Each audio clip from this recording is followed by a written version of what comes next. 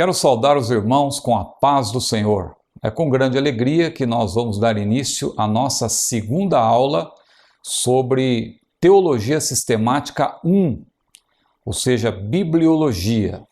Nós estamos abordando aqui a matéria Bibliologia em 5 aulas. Tivemos a primeira aula, hoje é a nossa segunda aula. Nós vamos dar início, como sempre costumamos fazer, com uma leitura bíblica, uma pequena abordagem da Bíblia e depois passaremos a apresentar o assunto primeiro de maneira geral e depois de maneira pormenorizada. Quero convidar a todos, vamos todos abrir as nossas Bíblias.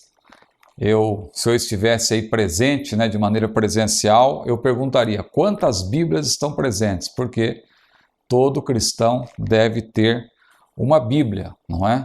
É importante. Nós não vamos nem usar o monitor para apresentar o versículo, porque nós queremos estimular os irmãos a lerem a palavra de Deus. Nós vamos ler a Bíblia em Gálatas, capítulo 6, versículo 16.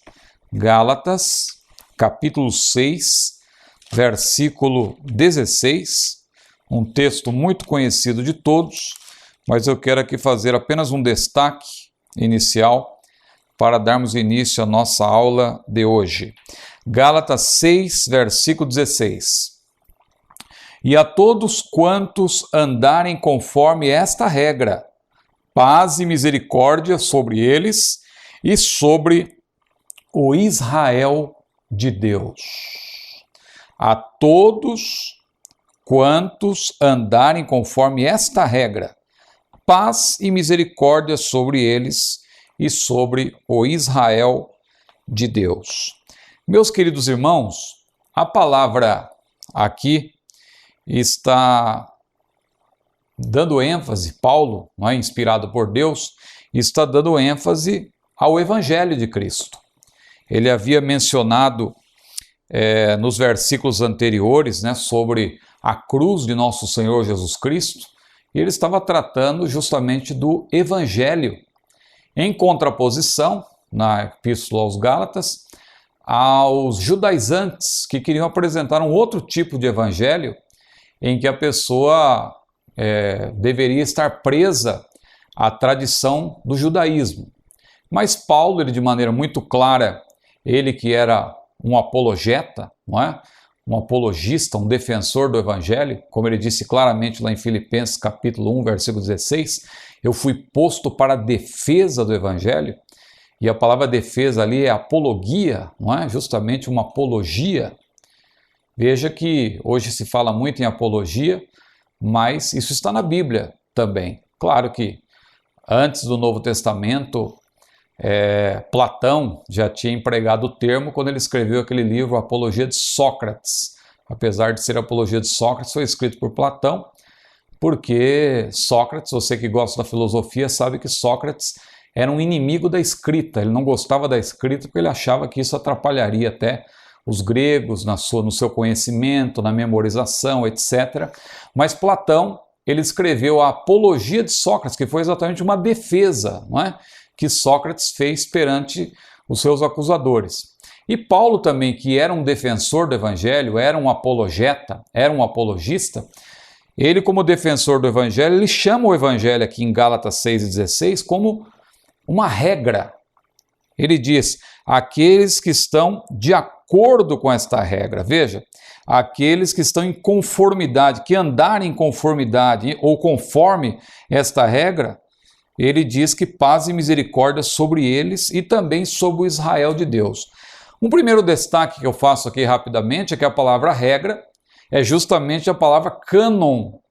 Cânon, que era uma palavra que indicava medida, porque o termo originalmente alude a uma vara de medir, a uma vara muito reta, que era utilizada para medir. Então, quando Paulo diz que o Evangelho é a regra, é porque o Evangelho, de fato, é a medida que Deus usa, não é? Nós temos que andar de acordo com esta medida. E o interessante é que Paulo diz que aqueles que andam de acordo com essa regra, com esse cânon, De acordo com essa medida, sobre eles repousa justamente o que? A paz e a misericórdia. E Paulo diz, sobre todos, e ele dá um destaque ao Israel de Deus. Por quê? Porque o evangelho é para gentios, é para judeus. Os irmãos sabem que a Bíblia divide a humanidade em 3 povos. Lá em 1 Coríntios 10 e 32, Paulo disse que nós devemos nos portar de tal modo, nós devemos nos conduzir de tal modo, que não venhamos a dar escândalos nem a judeus, nem a gentios e nem a igreja de Deus, porque a igreja ela é formada por gentios, ou seja, aqueles que não são judeus, e também pelos judeus. E Paulo, como nessa carta aos Gálatas, ele dá um grande destaque para a defesa do evangelho, em contraposição ao evangelho judaizante, o evangelho daqueles que queriam que os crentes ainda, os cristãos, continuassem obedecendo às tradições do judaísmo. Paulo, então, como ele faz isso, ele também diz que esta regra, ela também vale para o Israel de Deus, numa ênfase, claro, aos judeus convertidos ao Senhor. Então, quando ele fala todos e dá um destaque ao Israel de Deus, ele se referia aos judeus convertidos. Mas, meus prezados irmãos, tendo feito essas considerações iniciais, tendo feito aqui essa pequena abordagem bíblica, em que a palavra cânon se destaca como a regra, nós vamos falar hoje justamente sobre o cânon, não é? O cânon das Escrituras. Mas antes que eu fale do cânon das Escrituras, deixa-me dizer mais uma vez que a nossa matéria é teologia sistemática. Você sabe que a teologia sistemática, dentro do curso do CETADB, Centro Educacional Teológico das Assembleias de Deus do Brasil, dentro do CETADB nós estamos estudando a teologia sistemática em 12 matérias. 12 matérias. Claro que numa escola teológica, normalmente num seminário, são 9 ou 10, não é? Mas no CETADB, como nós estudamos de maneira, as disciplinas de maneira agrupada, então são 5 livros que abarcam 12 matérias. Quais são essas 12 matérias? Nós apresentamos na aula anterior a bibliologia, que está sendo objeto de estudo nessas 5 primeiras aulas, mas depois nós teremos mais 5 aulas sobre teologia, propriamente dita, ou seja, estudo sobre Deus, cristologia, o estudo sobre Cristo, e também pneumatologia, sendo que em pneumatologia nós vamos estudar também a paracletologia. Não é? A paracletologia, você sabe que é uma disciplina vinculada à pneumatologia, só que tratando mais das ministrações do Espírito Santo. Não é? É uma ênfase dentro da pneumatologia. No terceiro livro, nós vamos estudar angelologia, a doutrina dos anjos. Também vamos estudar antropologia, a doutrina do homem, espírito, alma e corpo. Hamartiologia, que é a doutrina do pecado. E também soteriologia, a doutrina sobre a salvação. No quarto livro, eclesiologia e missiologia, são assuntos que estão casados, não é? São matérias casadas. E, claro, a eclesiologia com seu enfoque prático também na missiologia. E o quinto livro, escatologia e também heresiologia. É importante estudar heresiologia também dentro dessa disciplina, justamente para tratar daqueles pormenores que ficarem faltando, porque ao longo, claro, da apresentação das disciplinas ou das matérias, nós vamos também tocar em alguns aspectos ligados à heresiologia e também à apologia ou apologética, mas depois no final, na conclusão, vamos tratar de outros pontos também. Muito bem, vamos agora ver o esboço geral da nossa matéria, que é bibliologia, e também o esboço geral da aula de hoje. Vamos então, fizemos a leitura bíblica em Gálatas 6, 14 a 16, e a visão panorâmica da matéria. Nós tivemos uma introdução na primeira aula, também estudamos a Bíblia como livro, e hoje nós vamos estudar o cânon da Bíblia. Já antecipamos que cânon significa medida, A palavra aludia no passado a uma vara de medir. Como diríamos hoje, uma régua, não é? Uma vara de medir. Muito bem, vamos ter na próxima aula a inspiração da Bíblia. Depois, numa quarta aula, a revelação da Bíblia. E vamos encerrar falando de um assunto também muito importante, que é a preservação e a tradução da Bíblia. Muito bem, hoje então a aula é o cânon da Bíblia. O esboço da nossa lição, que é a lição 2. Vamos começar falando dos livros canônicos, uma abordagem introdutória nesse primeiro tópico. Vamos dar ênfase aos livros apócrifos, que é o lado negativo desse estudo, mas é importante apresentar o lado negativo para que nós valorizemos o lado positivo. Quando nós apresentamos o lado negativo, não é porque nós temos prazer em falar do erro, mas é porque quando apresentamos o lado negativo, nós valorizamos ainda mais o lado positivo. Se bem que quanto mais você conhece a verdade, mais você se afasta do erro, não é? É como aquela pessoa que conhece uma nota verdadeira. A pessoa que tem uma nota, deixa eu ver se eu tenho uma nota aqui no meu bolso. Tenho aqui uma nota de R$50, não é? Só para fazer uma ilustração. Quem conhece bem uma nota verdadeira, uma nota de R$50, a pessoa conhece a textura da nota, os detalhes da nota, não é? Aqui a figura e tal, o que está escrito, e várias partes. Então, a pessoa que conhece bem uma nota, se alguém lhe apresentar uma nota falsa, a pessoa vai dizer, não, essa nota é falsa.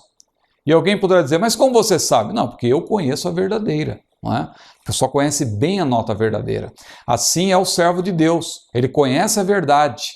Ele está na verdade. E por ele conhecer a verdade, na verdade, ele se afasta do erro. Ele se afasta do erro. Ele já está vacinado contra o erro. Não é? Mas então, nós precisamos conhecer bem a verdade. Mas uma das maneiras também de nós conhecermos ainda melhor a verdade é também, agora peço que os alunos estejam atentos aqui novamente ao monitor, conhecendo os livros apócrifos. É a parte negativa desse estudo, mas que é importante porque conhecendo o lado negativo, nós vamos valorizar ainda mais o lado positivo. O terceiro tópico, como se deu a formação do cânon.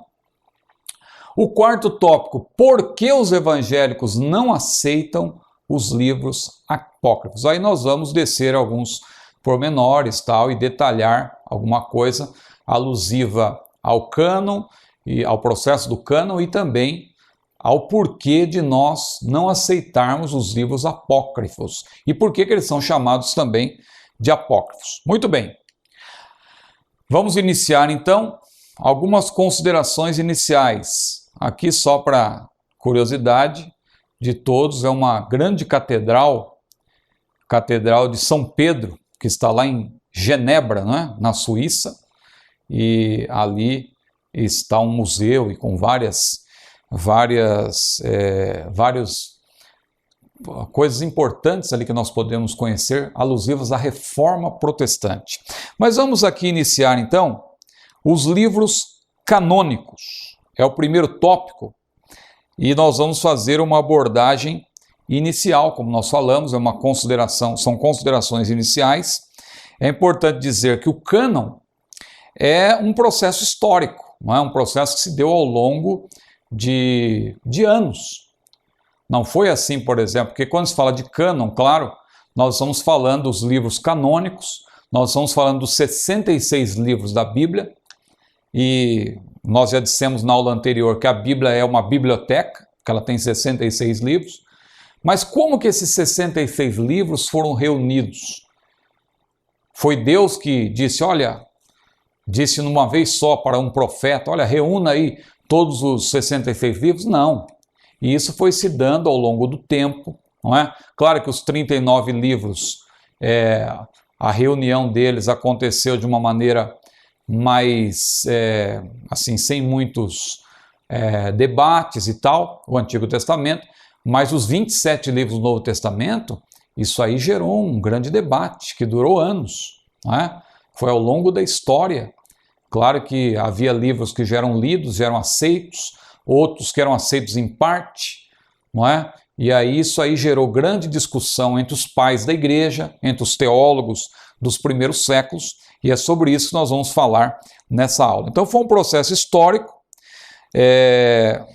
livros que foram selecionados, na verdade, foram livros que estavam rigorosamente de acordo com a medida, não é? Porque o termo cânon denota exatamente isso, medida.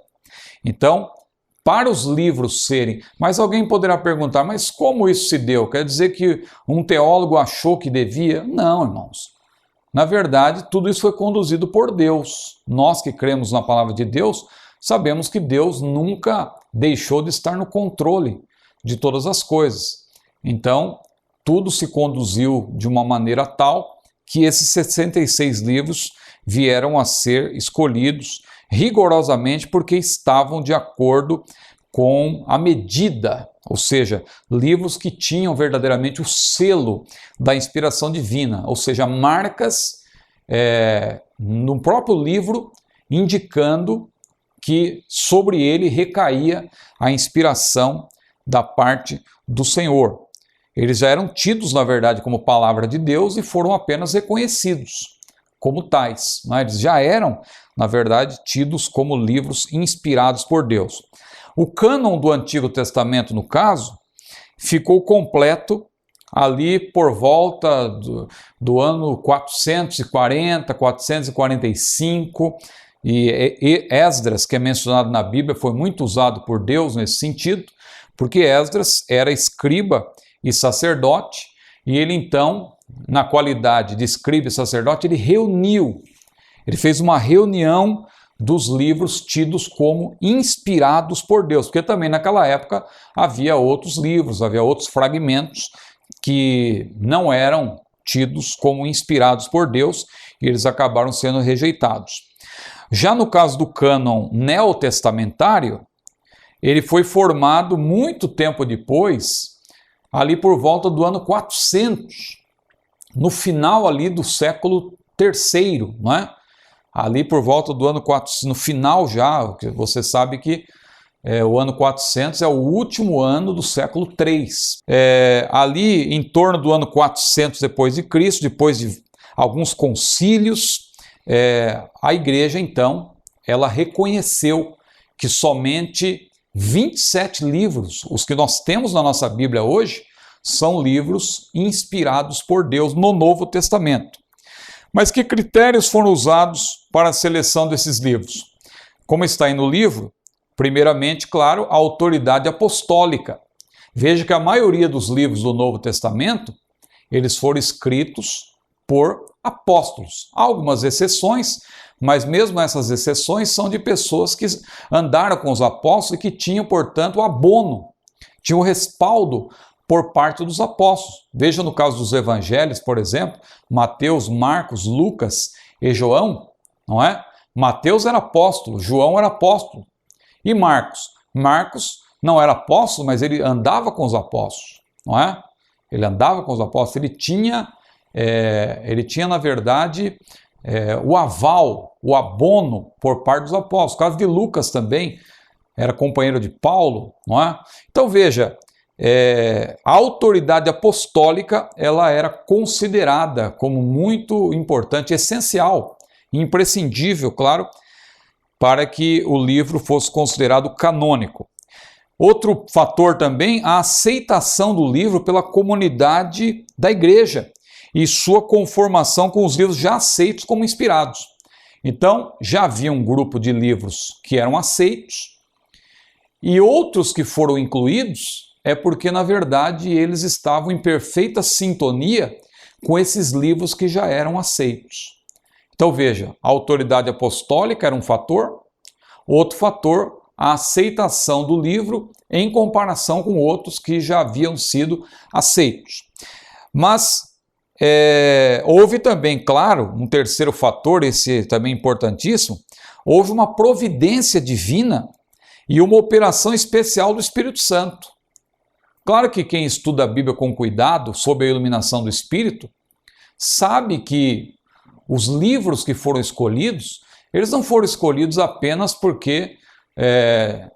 é eram aceitos pelos apóstolos, eram aceitos pelos cristãos do primeiro século. Não, de fato, houve uma providência divina e uma operação especial do Espírito Santo. Mas nós vamos voltar a posteriori a falar sobre os livros canônicos, sobre a canonização, sobre o processo de canonização.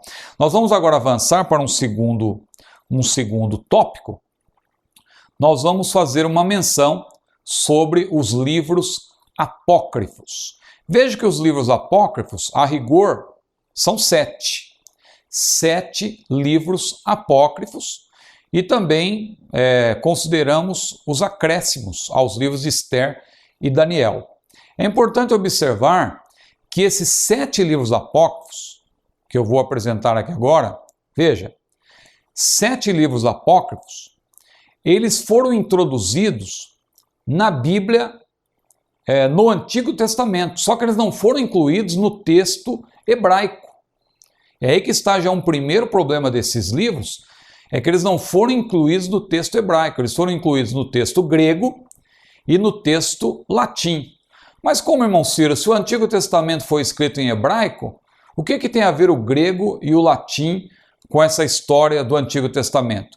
É que o Antigo Testamento ele foi traduzido também para o grego, é a famosa versão Septuaginta, que foi produzida por 70 ou 72, mais precisamente, sábios judeus que traduziram a Bíblia, o Antigo Testamento no caso, para o grego.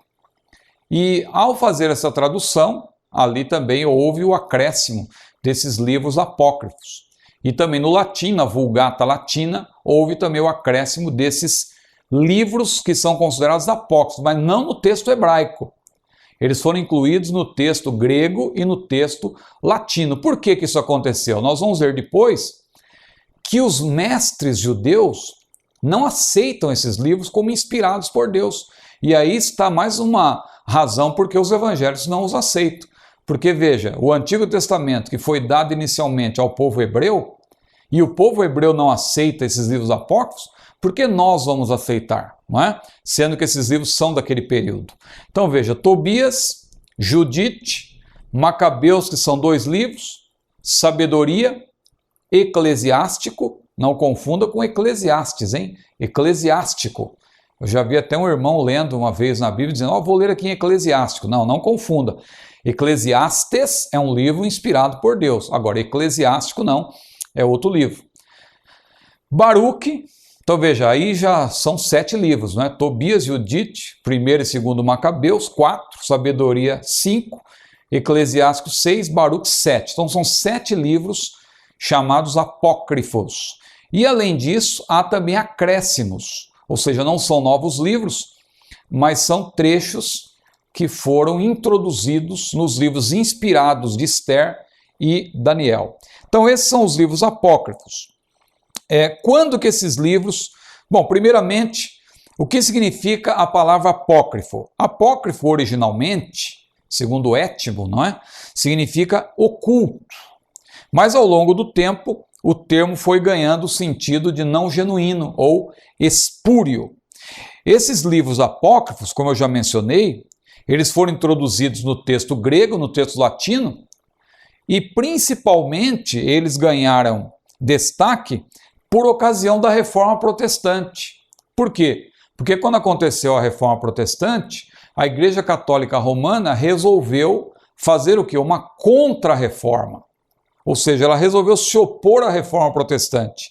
E ao se opor à Reforma Protestante, no Concílio de Trento, em 1546, veja, século XVI, a Igreja Católica resolveu reconhecer esses livros como inspirados por Deus, definitivamente, resolveu ali dar todo o aval. Por quê? Porque há trechos desses livros que são usados para a defesa de doutrinas falaciosas da Igreja Romana, porque a Bíblia mesmo, a Palavra de Deus, nos seus 66 livros, ela contraria, por exemplo, o purgatório, ela contraria a veneração de Maria, não é?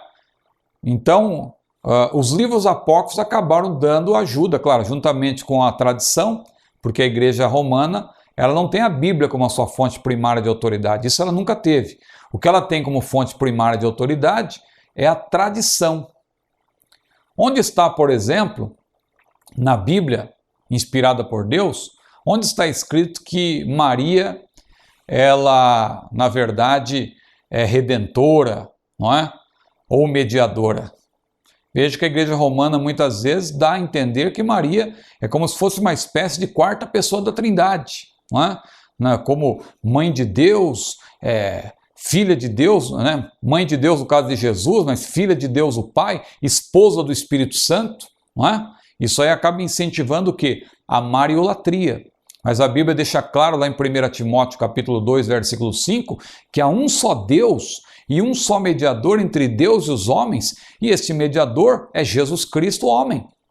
Onde está na Bíblia também que Pedro foi o primeiro papa, não é? Aliás, se Pedro foi papa, ele foi um papa muito diferente, porque primeiro que Pedro era pobre, não é?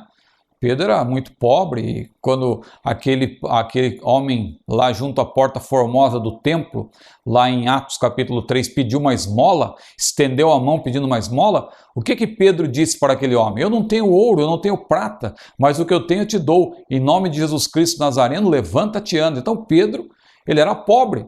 O Papa, na verdade, embora o Papa agora na atualidade seja uma pessoa assim até mais modesta, mas o Papa ele vive lá no meio do ouro. Não é? Lá no Vaticano tem muito ouro, mas Pedro não tinha ouro, não tinha prata. Outra coisa, Pedro era casado. A Bíblia menciona a sogra de Pedro, não é? Alguém disse até que a razão pela qual Pedro negou a Jesus foi porque Jesus curou a sogra dele. Claro que isso não tem nenhum fundamento na palavra de Deus. Mas veja que Pedro era casado, a Bíblia menciona a sogra de Pedro. Pedro era repreensível. Pedro não aceitou adoração. Mas o Papa onde chega, ele é venerado, não é? É tido o vigário de Cristo. Então veja, se Pedro foi Papa, ele foi um Papa muito diferente.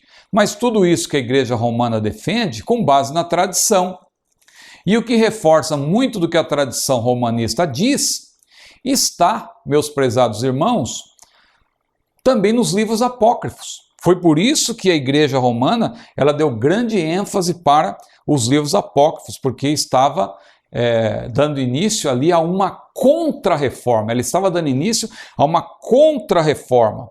E aí ela tinha que se defender das acusações dos reformadores, porque os reformadores acusavam a Igreja Romana de muitas coisas, da oração pelos mortos, do purgatório, das indulgências, e isso tudo podia ser verificado nos livros apócrifos. Veja, por exemplo, só para fazer uma menção rápida, o caso do livro de Tobias.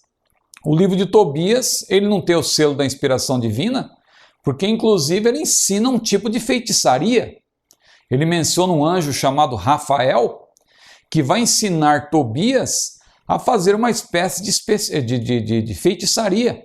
Seu pai tinha ali um problema nos olhos e aquele anjo Rafael disse que ele deveria pescar um peixe e ele usar o fígado do peixe para curar os olhos do seu pai, e o fel daquele peixe também seria usado para que fosse ali usado dentro da casa, porque, na verdade, Tobias estava casando com uma mulher que havia tido vários maridos, e todos os maridos tinham morrido na noite de núpcias, e para que aquilo não acontecesse também com Tobias, ele teve que fazer aquela, digamos assim, uma feitiçaria que foi dada a ele, a instrução foi dada a ele através de um anjo chamado Rafael. Esse não tem na Bíblia, inspirada por Deus. A Bíblia menciona Miguel, a Bíblia menciona Gabriel, agora Rafael não.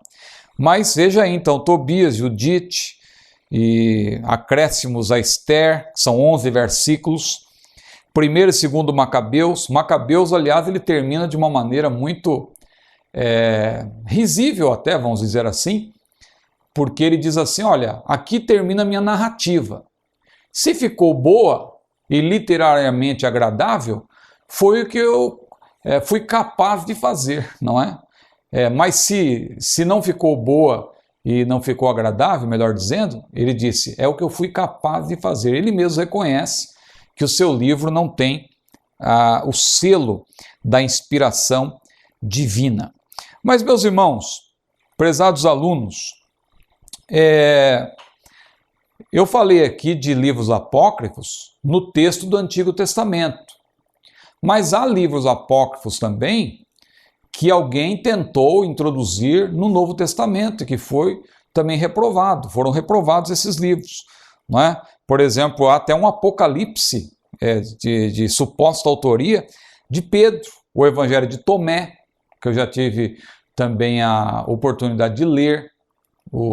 Esse livro de Tomé Evangelho de Tomé foi lançado há pouco tempo no Brasil, também em português, e tem também outros idiomas, e quem desejar ler vai detectar que, na verdade, há uma série de lendas, há uma série de coisas ali que não passam pelo crivo, não é? Não tem o selo da inspiração divina. Tem também um livro chamado Atos de João, veja, Atos de João, e nesses livros, tanto nesse livro que eu falei do Evangelho de Tomé, como também no Atos de João, aparecem histórias assim muito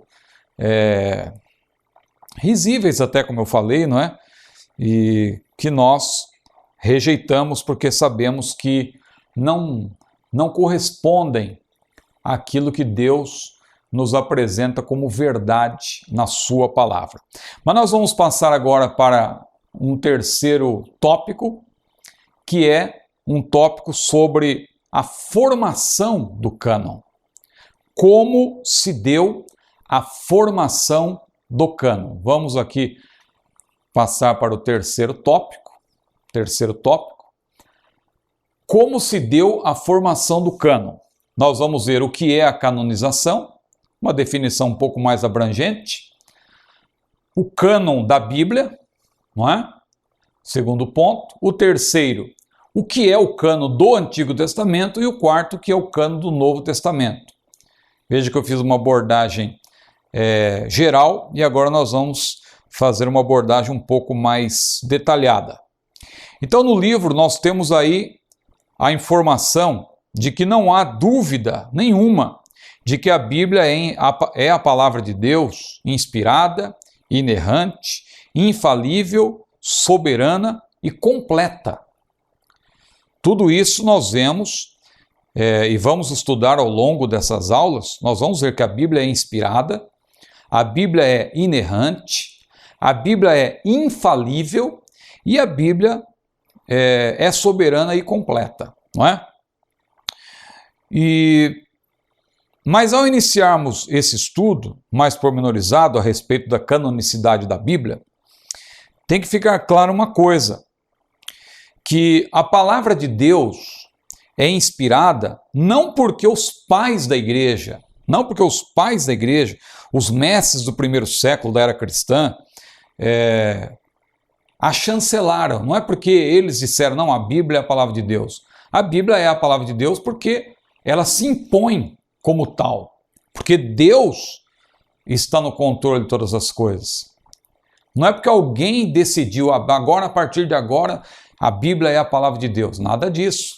Claro que os pais da igreja, os mestres da igreja nos primeiros séculos, eles reconheceram isso. Não é? Finalmente, lá por volta do ano 400, eles sancionaram. Mas não é porque eles fizeram isso que a Bíblia se tornou a palavra de Deus, não é? O conhecido apologista Norman Geisler, que nós citamos aí no livro, ele afirmou que os livros da Bíblia não são considerados oriundos de Deus por se haver descoberto neles algum valor. Eles são valiosos porque provieram de Deus, fonte de todo bem. Não é? Porque se um pai da igreja ele viesse em algum momento negar, não é, que a Bíblia é a palavra de Deus, não é por causa disso que a Bíblia deixaria de ser a palavra de Deus em sua totalidade. Não é? Porque a sua inspiração, como está aí no livro, ela não depende da aprovação humana. Ela não depende da aprovação humana. A canonização, conforme veremos, nada mais é do que o reconhecimento humano de uma obra singularmente divina. A Bíblia é a palavra de Deus e os pais da igreja, eles tão somente reconheceram isso. Vamos aqui para o primeiro ponto desse terceiro tópico, o que é a canonização. O que é a canonização? Essa palavra, como nós falamos, ela vem do grego. Nós lemos aqui um versículo no início, em que Paulo, ele usa o termo cânon no sentido de regra, ao falar do evangelho, não é? Ou seja, porque o evangelho, para nós, é a medida de todas as coisas para nós é o evangelho. Nesse sentido, quando se fala do evangelho, é todo o conteúdo da palavra de Deus. É a palavra de Deus posta em execução através da operação maravilhosa do Espírito Santo, aplicando a palavra aos corações, através da sua manifestação multifacetada, o Espírito Santo agindo na vida do pecador, mas através da pregação do evangelho. Porque o evangelho é o poder de Deus para a salvação de todo aquele que crê. Então o evangelho, nesse sentido, é o quê? É o conteúdo glorioso da palavra de Deus sendo apresentado por meio da pregação, mas sob a unção do Espírito Santo.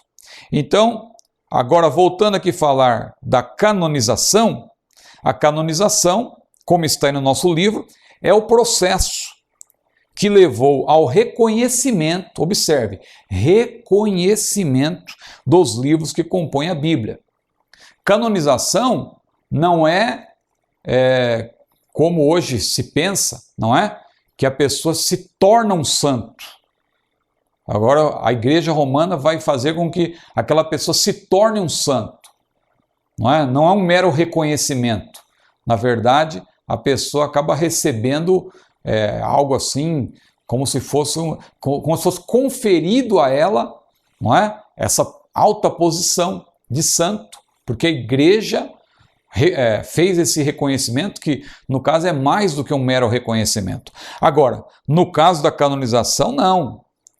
Deus, na verdade, ele, de antemão, ele já tinha revelado, não é? Aos seus servos, a sua palavra já estava sendo pregada, Paulo foi inspirado por Deus, Pedro foi inspirado por Deus para escrever aquelas cartas, e então Deus, ele finalmente, ele agiu ali, claro, na vida dos pais, dos teólogos ali, dos exegetas da igreja dos primeiros séculos, para que eles reunissem aqueles livros e finalmente, claro, reconhecessem, chancelassem que aqueles livros de fato são livros inspirados por Deus. Mas veja, eu repito, foi um trabalho de vários séculos.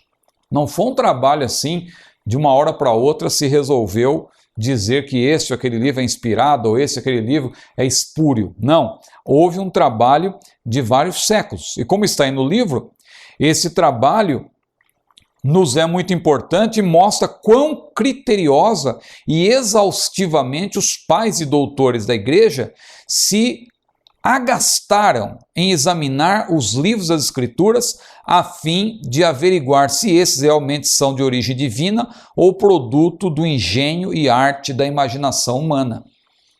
Veja que eles se debruçaram sobre aqueles livros.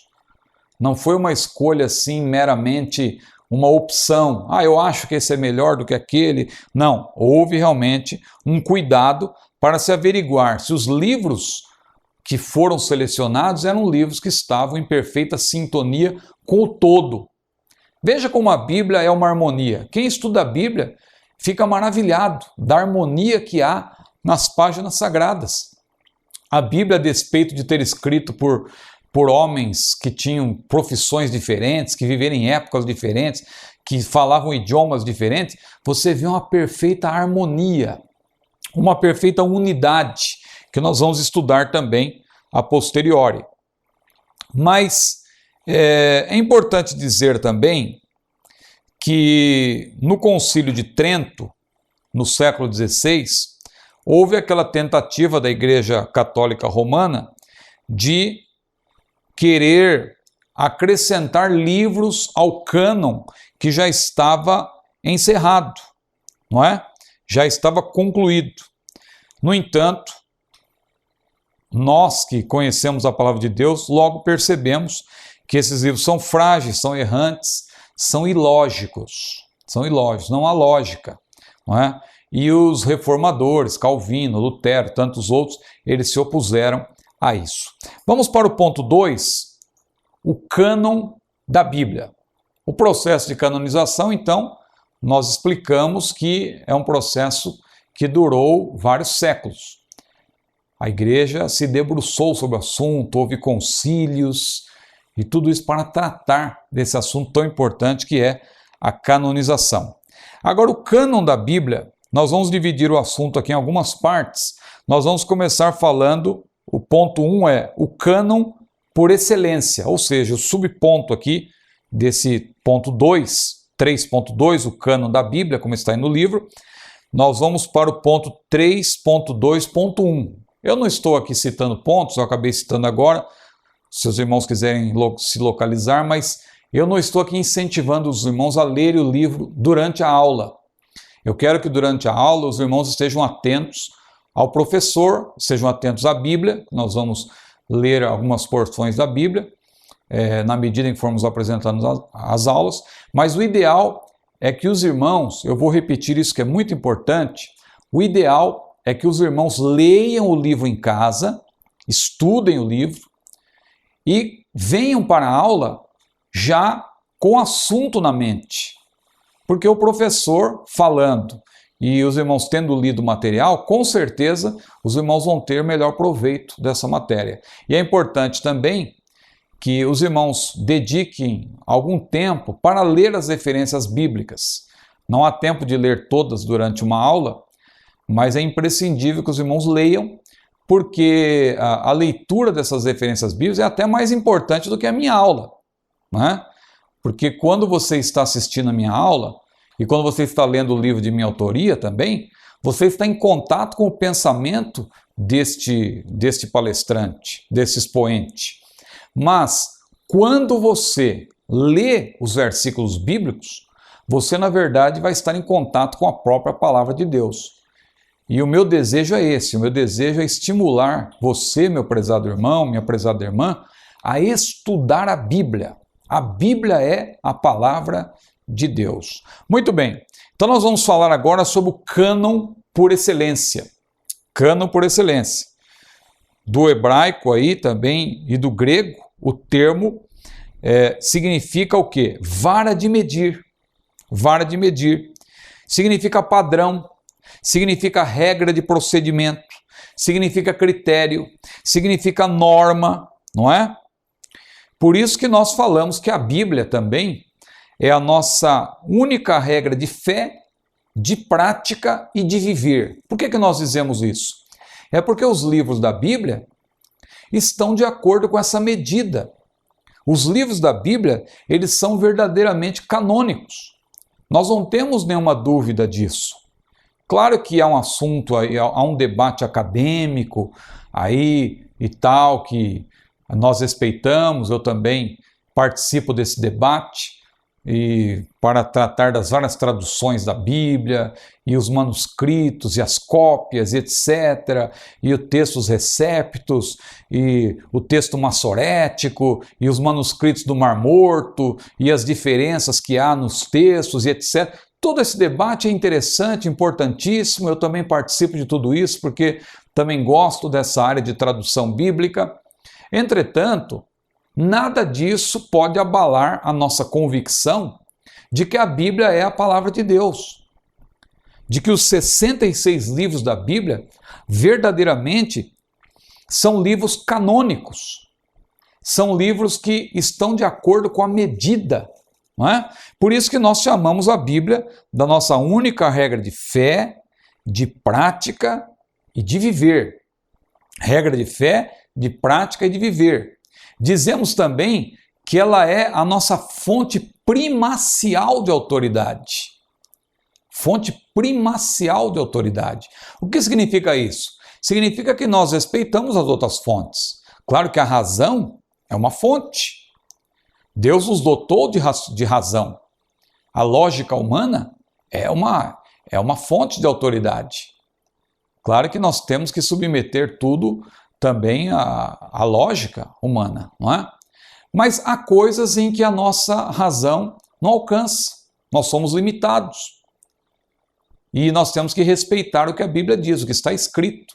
Quando a Bíblia diz que nós não podemos ir além do que está escrito, é justamente por isso. Porque se a pessoa ela acha que tudo vai ser submetido à razão, e ela acha a razão como uma fonte prioritária de autoridade, que é uma fonte prioritária de autoridade, o que vai acontecer? A Bíblia vai acabar ficando de lado. Então a razão é importante, mas como fonte secundária. A tradição, ela é importante, mas também como fonte secundária. Veja o erro que eu citei da igreja romanista, é que a tradição para ela é a fonte prioritária de autoridade, e não a Bíblia. Nós da Assembleia de Deus, ou de outras igrejas protestantes, ou igrejas evangélicas, ou pentecostais, ou igrejas as consideradas históricas, né? Então veja que toda igreja tem a sua tradição, tem o seu perfil teológico, eclesiástico, consuetudinário. Tudo isso, claro, também vai mudando ao longo do tempo. Houve um período, por exemplo, só para fazer aqui um pequeno gracejo, em que não se podia usar perfume, não é? A pessoa dizia, não, nós já temos o perfume de Cristo. Agora imagina um irmão que fica um tempo sem tomar banho, etc., e não usa um perfume, aí levanta a mão perto do outro, diz glória a Deus, o irmão do lado quase desmaia, não é? Houve um tempo também que se dizia que o rádio era a caixa do diabo. Veja, o rádio hoje, como ele é importante, até mesmo para a evangelização. Então nós não podemos ficar presos ao tradicionalismo, mas a tradição ela tem o seu valor, não é? A tradição, ou seja, aquilo também que está relacionado a usos e costumes, isso aí vai mudando ao longo do tempo, mas a tradição tem o seu valor. Mas é uma fonte, como eu falei, uma fonte de autoridade secundária, como a razão, como as experiências. Veja quanta gente que valoriza suas experiências, não é? Há pessoas que valorizam as suas experiências. Mas nós não podemos interpretar a Bíblia à luz das experiências, e sim as experiências à luz da Bíblia. Se nós olharmos para a história da igreja, nós vamos ver que surgiram muitas heresias com base em experiências. Agora, Paulo, veja o exemplo de Paulo. Paulo, um homem que foi lá no terceiro céu, no paraíso, e disse ele que ouviu coisas inefáveis que ao homem não é lícito falar, mas ele, depois de ter passado por isso, mesmo assim ele disse, olha, o que eu recebi do Senhor eu também vos ensinei. E ele deixa claro que o que ele recebeu do Senhor, ele recebeu, diz lá em 1 Coríntios capítulo 15, versículos 3 e 4, que tudo o que ele pregava era segundo as Escrituras. Jesus morreu e ressuscitou, diz Paulo, segundo as Escrituras. Paulo dava ênfase às Escrituras, não é?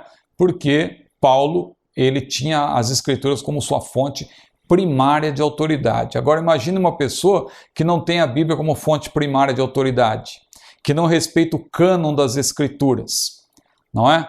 Eu ouvi há pouco tempo aí de um determinado pregador que ele disse que visitava a biblioteca celestial, ele visitava a sala dos tempos e disse que ele tinha conversado com Paulo. Veja aí que, na verdade, uma comunicação com os mortos, não é?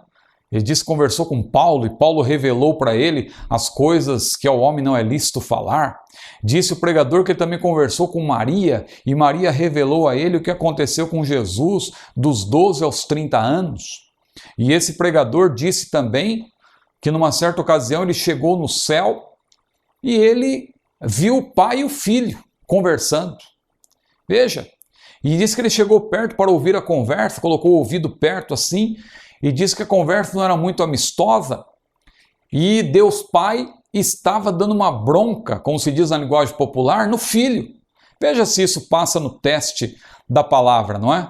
Porque trindade, como eu já expliquei na aula anterior, não é triteísmo, não são três deuses, são três pessoas que formam um único Deus.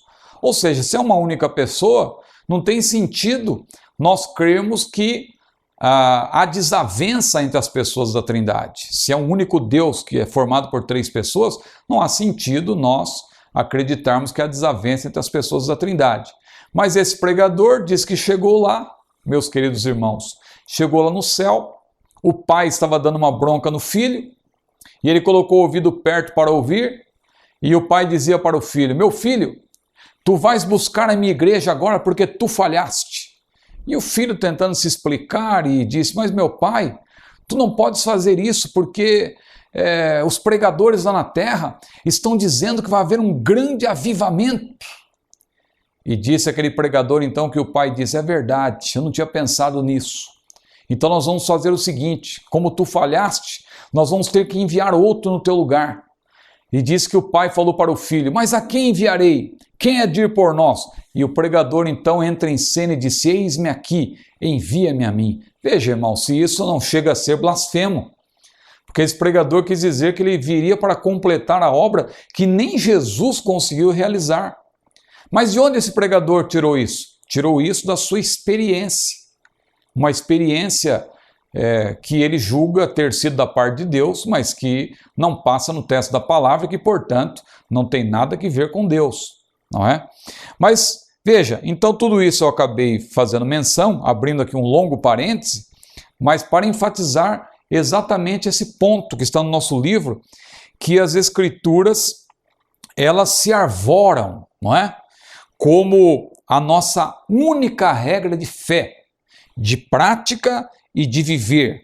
A coleção de livros reconhecidos pela Igreja como singularmente inspirados pelo Espírito Santo. Vamos para um segundo destaque, que é como foi estabelecido o cânon bíblico. Houve etapas, não é? A primeira etapa foi a etapa do exame do texto sagrado. A etapa do exame, o texto sagrado, ele foi examinado, exaustivamente examinado. O que os pais da igreja, os mestres da igreja, os peritos do texto sagrado naquela época fizeram? Em que consistiu este exame? Eles examinaram o conteúdo, eles examinaram a correção doutrinária, eles examinaram o caráter edificativo, a harmonia da parte com o todo. Eles também examinaram o assentimento intelectual e particular. Então veja que tudo isso foi rigorosamente considerado no exame do texto sagrado. Isso foi uma primeira etapa. A primeira etapa, o exame do texto sagrado. A segunda etapa, o exame do autor sagrado. Porque os irmãos sabem que às vezes o próprio autor depõe contra a obra. E quando isso acontece, a obra ela acaba também perdendo toda a credibilidade. Quem foi que escreveu? Não é? Em que circunstância? Então veja, o exame do autor sagrado. Houve absoluta concordância entre os autores sagrados, apesar do tempo decorrido, por exemplo, entre o Gênesis e o Apocalipse. Não é? No que tange ao Antigo Testamento, eles perguntaram: eram os seus autores realmente mestres incontestáveis do conhecimento de Deus? Mantinham estreita e íntima comunhão com o Senhor? O caráter deles era realmente ilibado? Então veja como todos esses pormenores foram levados em consideração. É importante dizer isso porque alguém às vezes menospreza o trabalho da canonização, como se fosse lá, por exemplo, um pai da igreja, não é? João Crisóstomo e outro lá que, não, vamos reunir aqui os livros e tal, e etc. Não, nada disso. Houve uma análise. Análise é algo que, o termo análise, o termo em si, já mostra que houve uma cuidadosa averiguação, não só do texto, mas como também do autor sagrado. Do autor sagrado. Quem era Paulo?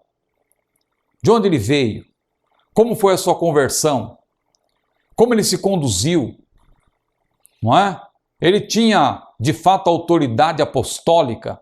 Então, veja, tudo isso foi questionado, foi considerado. Mais uma terceira etapa da canonização, como eu já mencionei anteriormente, a aceitação do livro na comunidade dos fiéis. Como que o livro é aceito?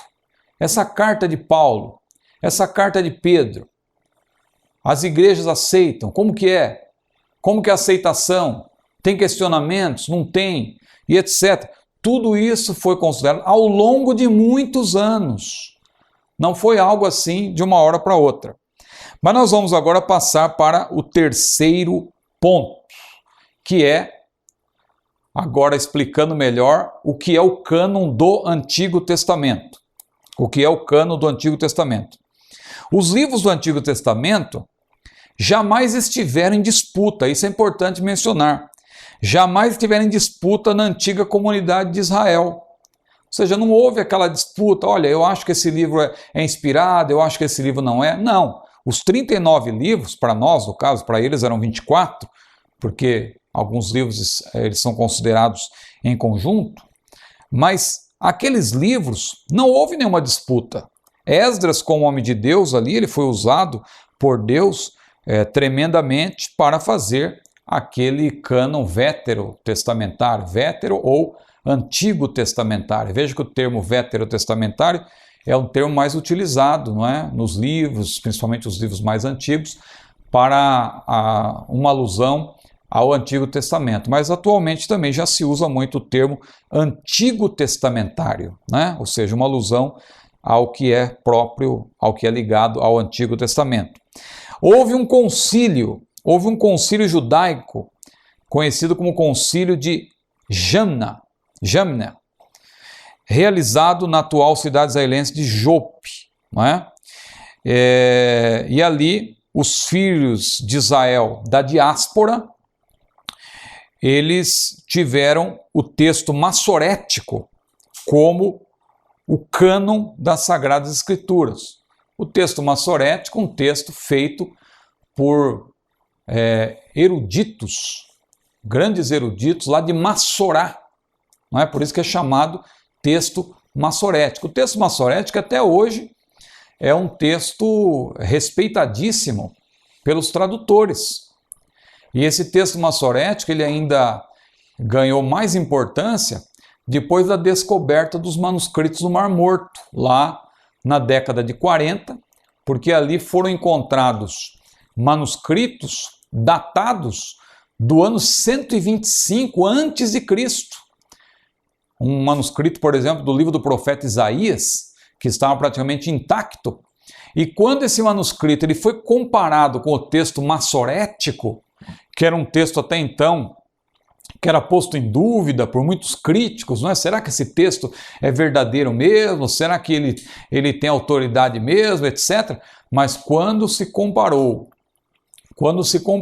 o texto massorético com o texto do profeta Isaías, encontrado lá na caverna de Qumran, ali junto do Mar Morto, na década de 40, quando se fez essa comparação, chegou-se à conclusão que os textos eram praticamente idênticos. Ali as diferenças eram mínimas, diferenças que, na verdade, não têm nenhuma relevância, não é? Que não afetam a doutrina bíblica. Muito bem, vamos para um quarto ponto, que é o cânon do Novo Testamento. O que é o cânon do Novo Testamento?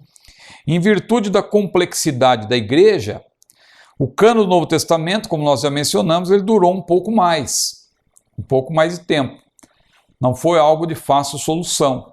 O cânon do Antigo Testamento, não. Esdras ali com a sua autoridade profética, era na verdade um tempo diferente, e Esdras ali, ele se arvorou como homem de Deus e teve todo o respaldo para que aqueles 39 livros veterotestamentários, 24 no caso da Bíblia hebraica, fossem escolhidos, fossem selecionados. No caso do Novo Testamento, o cânon demorou um pouco mais. Os livros neotestamentários foram escritos nos mais diferentes lugares, não é? Isso aí, imagine a dificuldade. Lugares diferentes, pessoas diferentes. Pedro, que era um pescador, Lucas, que era médico, Paulo, que era um erudito, não é? Que teve a formação, melhor formação que alguém poderia ter na sua época, mas outros que tinham uma formação que, do ponto de vista secular, não era assim algo que impressionava muito, mas eram homens de Deus, homens inspirados por Deus. E então, o bispo Atanásio, que tem muita importância na história da igreja, haja vista, por exemplo, aquela controvérsia que nós vamos tratar depois, quando formos falar sobre a cristologia especialmente, ou também sobre a soteriologia, alguma coisa, aquela controvérsia atanásio-ariana, não é? A controvérsia que Atanásio teve com Ário sobre a Trindade também, não é? Aí que entra em debate aquela questão da unicidade, ou seja, da unicidade, existe hoje até o pentecostalismo da unicidade, os unicistas, né? Esse movimento que existe hoje em dia, que vem desde aquela época. E Atanásio foi importante, ele se arvorou contra essa heresia que é o unicismo, por assim dizer, mas que tem outros termos que nós vamos tratar a posteriori. Mas Atanásio ele teve grande importância também no processo do cânon. Ele é considerado até o pai da ortodoxia cristã. E nos concílios de Hipona, em 393, e também de Cartago, em 397, ambos lá no norte da África, houve a ratificação por parte de Atanásio, especialmente, dos livros inspirados do Novo Testamento. Na atualidade, na contemporaneidade, não há mais nenhuma necessidade de se debater acerca da inspiração divina das obras que compõem o cânon das Escrituras.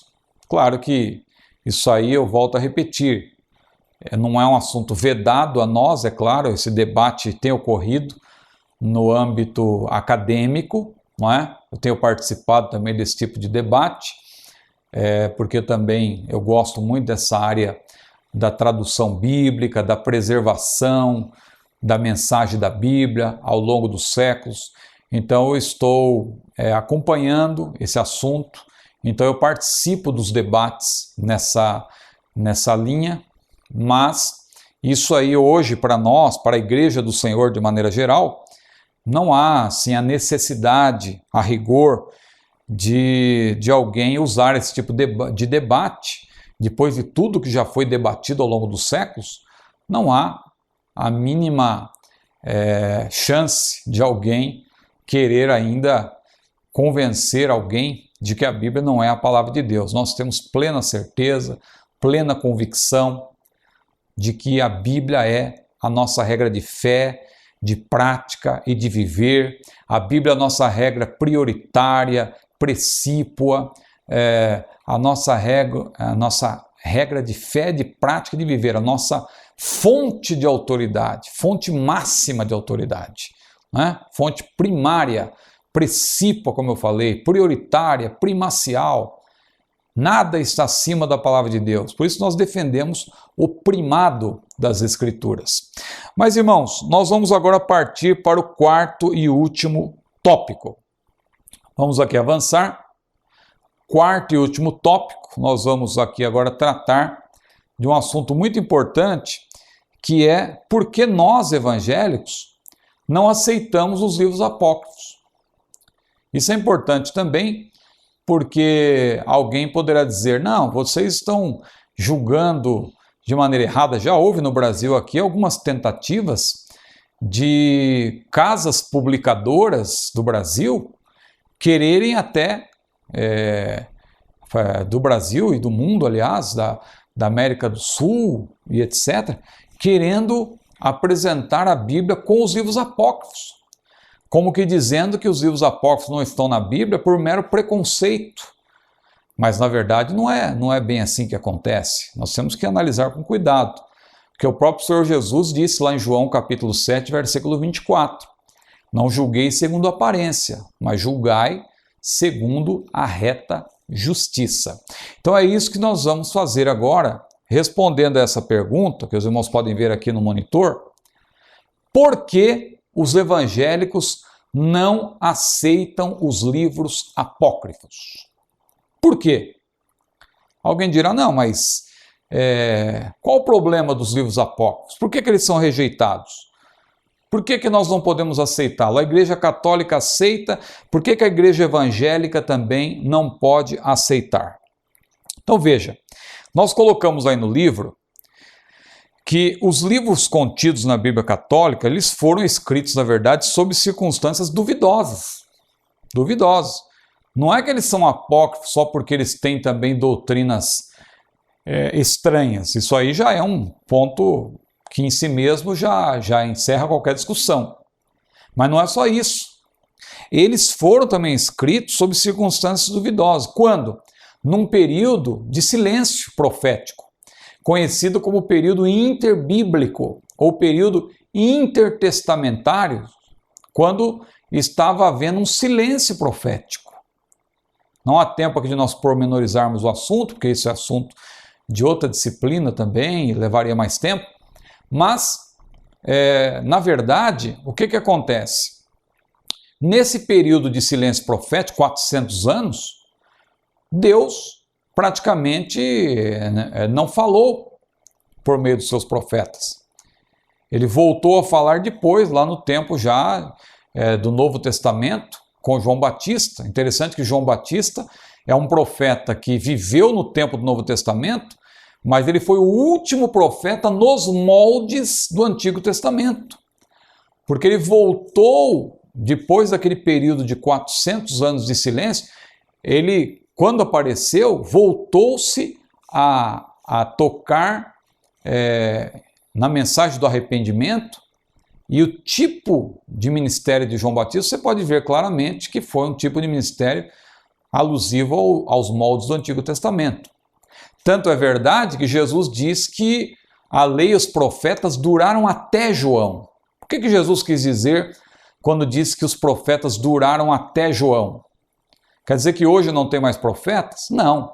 Jesus quis dizer que o ministério profético nos moldes do Antigo Testamento, ele durou até João. Aí, a partir de Cristo, já na verdade, o ministério neotestamentário. Aquele ministério que foi dado por Deus, porque lá também, em Efésios 4, versículo 11, diz que ele, Jesus, não é? Ele, na verdade, ele subindo ao alto, levou cativo o cativeiro e ele mesmo deu dons aos homens. E ele deu uns para apóstolos, e outros para profetas, e outros para evangelistas, e outros para pastores e doutores, querendo o aperfeiçoamento dos santos. Então veja como, na verdade, o ministério do Antigo Testamento difere, o ministério profético do Antigo Testamento, difere do ministério profético do Novo Testamento. Claro que nós vamos ver isso também em pneumatologia, mais precisamente em paracletologia, mas só para adiantar, você sabe também que o ministério profético no Antigo Testamento, ele tem que ser analisado com muito cuidado, porque tem um ministério profético, como no caso o profeta da palavra, que é um dom residente, é uma chamada. A pessoa foi chamada por Deus para ser um profeta. É um pregador profeta. É um pregador que abre a palavra e prega a palavra de Deus e apresenta a mensagem profética de Deus pela palavra. É um ministério profético. Mas a Bíblia também menciona um outro tipo de profeta, que já não é um dom residente. É um dom, na verdade, que se manifesta episodicamente, esporadicamente na igreja, que é o dom de profecia. O dom de profecia não pode ser confundido, claro, com o dom de profeta. O dom de profeta, ele é residente. A pessoa, de fato, é um profeta. Agora, o dom de profecia, ele é diferente, porque, na verdade, a pessoa ela recebeu um dom, mas é um dom esporádico, que se manifesta esporadicamente. Não é um dom para a igreja, é um dom que é dado à igreja, para que a pessoa ela então use ele de maneira episódica, de maneira esporádica. Muito bem, então falando aqui dos apócrifos, eles foram escritos em circunstâncias duvidosas, num período de silêncio profético, o período interbíblico. Os judeus rejeitam, como eu falei, Os judeus rejeitam os livros apócrifos como escritos canônicos. Eles rejeitam. Os judeus não aceitam de maneira nenhuma os livros apócrifos como sendo canônicos. Eles foram incluídos muito tempo depois que o cânon do Antigo Testamento já estava concluído. Como eu falei inicialmente, eles foram considerados na versão grega e na versão latina, mas não no texto hebraico. No texto hebraico, nunca nenhum erudito, nenhum, digamos assim, nenhum mestre, não é, lá reconheceu, dentre os rabinos, não é, no texto hebraico, nenhum reconheceu. Claro que na tradução da Septuaginta, houve ali, na verdade, um reconhecimento dando a esses livros um certo valor histórico, mas não que eles tinham o selo da inspiração divina, não é? Porque são livros que estão aí eles têm muitas heresias, eles têm muitas contradições, e eu já fiz até menção, e se o irmão que é um pesquisador e tiver a Bíblia na versão apócrifa, né, que eu estou falando a versão apócrifa, que eu estou chamando, na verdade, a Bíblia católica, não é? Não é? Tem livros apócrifos, né? Eu acabei usando aqui esse termo até para chamar a atenção, mas quem tiver essa versão, que tem esses livros apócrifos, cara, que os livros que não são apócrifos são iguais. Perdoe que o termo versão apócrifa, na verdade, por causa dos livros apócrifos. Mas os outros livros são iguais aos nossos. Claro, tem variações de tradução, mas o conteúdo, a rigor, é o mesmo. Mas quem tiver uma Bíblia católica, com esses livros apócrifos, com esses acréscimos também, a Esther e Daniel, e quiser confirmar o que nós falamos aqui, eu posso até fazer menção das referências. Aliás, está no livro. No livro aí você tem, segundo Macabeus, por exemplo, capítulo 15, na conclusão do livro, versículos 37 e 38, você pode conferir o que o próprio autor disse. Ele disse: aqui encerro a minha narrativa. Se ficou boa e literariamente agradável, era o que eu queria. Se ela está fraca e medíocre, é o que eu fui capaz de fazer. É assim que conclui o autor o livro de 2 Macabeus. Grande parte dos seus autores também são desconhecidos. Essa é outra coisa que pesa contra, que depõe contra os livros apócrifos. Boa parte dos seus autores são autores desconhecidos. É diferente de Moisés, Davi, não é? Foi autor de Salmos, não é? Samuel, Josué, homens que são conhecidos pelos israelitas, pelos judeus, não é? Então, só que no caso dos autores dos livros apócrifos, grande parte deles são verdadeiros desconhecidos. O historiador Flávio Joséfo, que viveu ali no primeiro século, entre os anos 37 e 100, ele disse que desde Artaxerxes, que na verdade é Dario Staspes, não é? Vários livros foram escritos, mas não considerados dignos de confiança idêntica aos que os procederam. Veja que o próprio Joséfo, ele reconhece isso. Eles foram adicionados, como nós já mencionamos, à Septuaginta.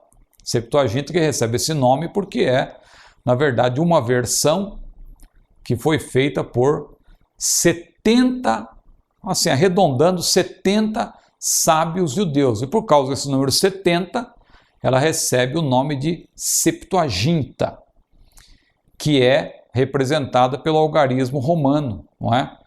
70. Você encontra muitas vezes, assim como toda a Bíblia, toda a versão bíblica é identificada por uma sigla, não é? A versão Almeida Revista e Corrigida, ARC, Almeida Revista e Atualizada, ARA, não é? Você tem também a NVI, Nova Versão Internacional. Você tem também versões estrangeiras, como a Reina Valera, não é? Uma famosa tradução espanhola, que muitas vezes ela vem com a sigla RV. Você tem, por exemplo, a NASB, né, New American Standard Bible, uma versão americana, recente, mas muito boa, não é? Que é apresentada pela sigla NASB, né? NASB. Assim também a Septuaginta ela tem a sua sigla, que é LXX, que na verdade é uma alusão ao número 70 em algarismos romanos. Muito bem. Então, os livros apócrifos eles foram acrescentados à Septuaginta. Não constavam do cânon do Antigo Testamento. Eles foram introduzidos na Septuaginta somente porque eles têm uma relativa importância histórica, têm um certo valor moral e religioso. Jerônimo também, ele utilizou esses livros na Vulgata pelo mesmo motivo. Pelo mesmo motivo, esses livros foram acrescentados, né, e considerados por Jerônimo como úteis para o estudo privado, para exemplo de vida e instrução, de costumes, mas não para estabelecer qualquer doutrina. Jerônimo deixou muito claro isso no seu tempo. Mas hoje, lamentavelmente, tem aí um grupo de eruditos, são eruditos que nós respeitamos, mas que, por vezes, insistem nessa tese de que precisamos incluir os livros apócrifos na Bíblia evangélica. Na verdade, somente a Igreja Católica Apostólica Romana que considera esses livros canônicos, porque ela fez isso, repito, no tempo da Reforma Protestante, para apresentar uma contra-reforma, para defender suas falsas doutrinas. Jesus e os escritores do Novo Testamento, eles são exemplares nesse sentido, porque eles jamais citaram os livros apócrifos. Veja se Jesus, por exemplo, citou algum livro apócrifo. Jesus usou a Septuaginta. A versão que Jesus cita a Septuaginta, porque o grego naquela época era a língua falada em todo o Império Romano. Então Jesus ele se valeu da Septuaginta. Só que você não vê Jesus citando Tobias, você não vê Jesus citando Baruque, você não vê Jesus citando 1º e 2º Macabeus, você não vê Jesus citando Eclesiástico e assim por diante. Aí Jesus cita o quê? Jesus cita o Antigo Testamento. Ele cita o que do Antigo Testamento? Ele cita o Pentateuco, ele cita os Salmos, não é? Nem só de pão viverá o homem, mas de toda palavra que sai da boca de Deus. Citou o Pentateuco, não é? E várias outras citações que Jesus fez dos profetas, não é? Nós vemos que, e Mateus também fez citações, né? Mateus que cita muito o livro do profeta Isaías, cita Jeremias, cita Miqueias. Você não vê citação dos livros apócrifos. Portanto, meus irmãos, concluímos aqui essa aula, então, falando aqui, deixa eu só voltar aqui para nós fazermos aqui uma finalização. Então, nós fizemos menção dos livros canônicos, dos livros apócrifos, como se deu a formação do cânon, por que os evangélicos não aceitam os livros apócrifos, e então nós estamos concluindo essa aula, porque na próxima aula nós vamos falar sobre a inspiração da Bíblia. Veja que são assuntos que estão casados, mas nós vamos por parte, vamos devagar. Tivemos a primeira aula sobre a Bíblia como livro, essa aula de hoje o cânon da Bíblia, e na próxima aula nós vamos falar sobre a inspiração da Bíblia. Que Deus abençoe a todos, foi um prazer estar com os irmãos e mais esta aula, e até a próxima aula, se Deus quiser. A paz do Senhor.